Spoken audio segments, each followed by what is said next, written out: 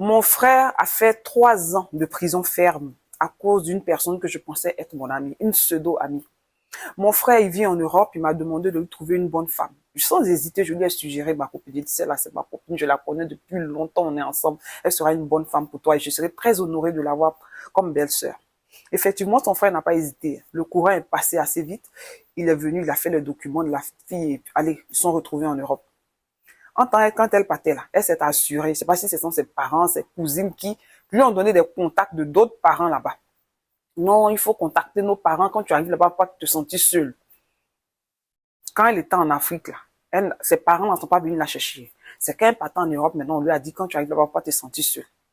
Donc, quand elle est allée, au lieu de se concentrer sur son foyer, elle s'est concentrée sur ses soi-disant connaissances, parents, whatever. Elle a commencé à aller dans les histoires d'associations, tontines et autres, des soirées nocturnes. Elle ne respectait plus son mari. Ils ont commencé à la pomper. On lui a dit ici, là, c'est la femme qui commandait. Ici, là, nous, on a le pouvoir. Garçon ne peut rien créer ici. Son mari se plaignait parce qu'elle rentrait tard, ses multiples sorties, son mari se plaignait. Elle ne respectait plus son mari. Une fois, il s'est vraiment emporté et lui a porté main.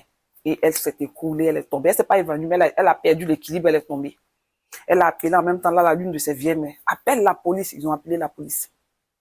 Quand la police est arrivée, non seulement ils l'ont foutu d'abord dehors, on lui a demandé si elle veut porter, if she want to press charge, c'est-à-dire est-ce qu'elle veut porter plainte. Elle dit oui, pour violence. Elle dit qu'elles vont témoigner. Tout ça là, ça a conduit le monsieur à 3 ans de prison ferme.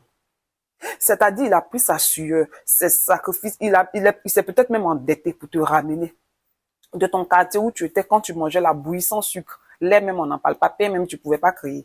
Quelqu'un te ramène en Occident. Toi, ce que tu trouves à faire, c'est de le conduire en prison. Vous voyez, quand vous parlez des hommes de la diaspora, les hommes de la diaspora, oh, je l'ai ramené, il m'a laissé, les hommes sont mauvais. Les hommes aussi ont beaucoup à dire. Vous, là, les hommes, là, quand ils viennent souvent, ils vous laissent.